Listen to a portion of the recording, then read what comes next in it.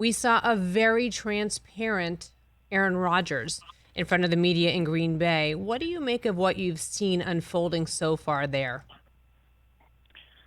Well, Susie, I've sort of followed this a long time, and I was not surprised by any of it, including Aaron being on the presser yesterday and being candid, thoughtful, honest, professional, and laying it out. This is not a guy that's going to give you a lot of BS answers, give you the cliches that a lot of athletes and coaches do.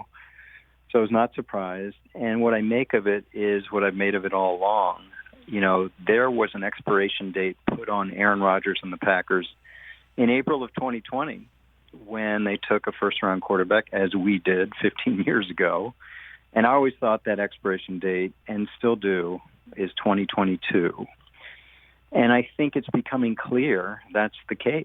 They want Aaron Rodgers to give them MVP play for one more year while keeping the seat warm for the next guy. And Aaron's not down with it, but he understands he doesn't have many options, and he talked about it. So it's going to be a professional relationship, kind of a coexisting for the next 4 or 5 months, and they're going to part ways. I've said it all along. You have to wonder about the experience he had when Brett Favre was there and he came in, and how that impacted how he's going forward, not only with the team, but with his future replacement. What do you think that experience that he went through when Brett Favre was not all that warm and not all that encompassing, how did that affect him mentally, and how is that playing out in front of our eyes right now? Yeah, there's a few differences, but obviously a lot of parallels, and I felt a lot of deja vu the past year because, they traded up to get Jordan. Aaron kind of fell in our lap. We didn't expect to take a quarterback. It was an amazing moment where this guy just slid all the way down to our pick at 24. The Packers went up and got Jordan Love. And having been in management so long, I get it. And people out there wonder, the worst time to get a quarterback is when you really need a quarterback. So the Packers are always prepared, but they have to manage it, right? So in my day, we had to manage that. Brett's camp is always saying, this is no fun, coming into work and sitting next to your replacement every day. And Aaron's camp was saying, am I ever going to play? Am I ever going to play? And I think from the Aaron side, he was a good soldier most of the year, but it bugged him. And I think as he said yesterday, Susie, this is a lot more than Jordan Love. It just feels like he doesn't get received well his input, and that's okay. Teams don't really go to players for personnel input. But I think it's just more a sense of, I don't think he feels anyone in the front office is his point person. Like he can sit down and talk about things beyond football. Like there's a trust. I just think he's in so many words saying these guys don't care about me, and we'll just do this for the next 6 months, and I'll be somewhere else.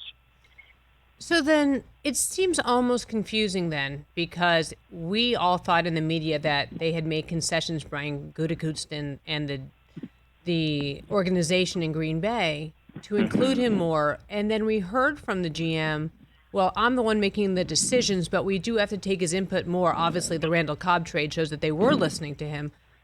Where do you see this coexisting, and do you think really they will listen to him more? Why wouldn't they, when you've got a quarterback going into his 17th season with the organization who's proven? So it's funny, you'd think, especially in the way things have changed with the NFL and quarterbacks now with these older quarterbacks like Tom Brady. Where do you see this actually playing out and leveling out in terms of his input? I don't think there's going to be much of that. I really don't. I just think, what was telling this offseason is the reporting of the coach, the general manager, and the president all going out to L.A. to see Aaron, yet here we are.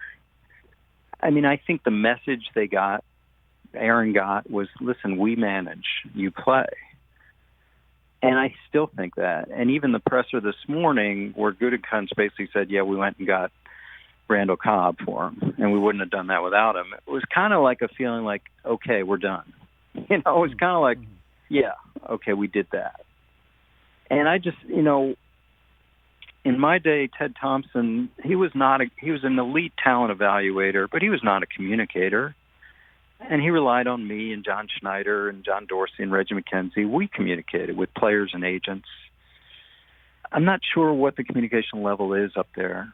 And I get it. You know, they manage, they pick players, and players play. But Aaron's been very candid. Like, there needs to be a little more TLC up there. And if that's not the way it goes, it's not the way it goes. But I have a feeling there are other players that feel that way. They just can't say it because they don't have the gravitas that Aaron does. But at the end of the day, listen, this is not news, Suzy, and they've been in the NFC Championship the last 2 years, and I think they're well-positioned to get there again. So, you know, we can talk all about what's going on off the field, but on the field, they're pretty damn good. There was one moment that Aaron Rodgers said, and it's been all over the place, Green Bay is not a vacation destination. They're coming here to play with me.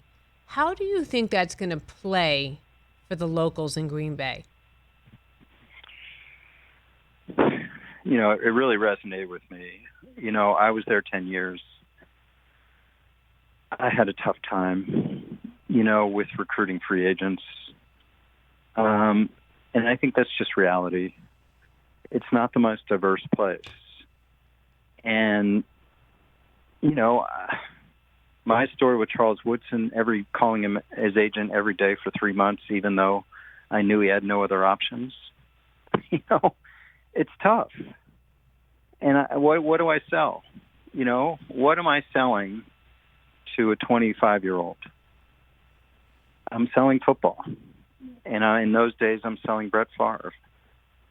And in these days, you're selling Aaron Rodgers. I get it.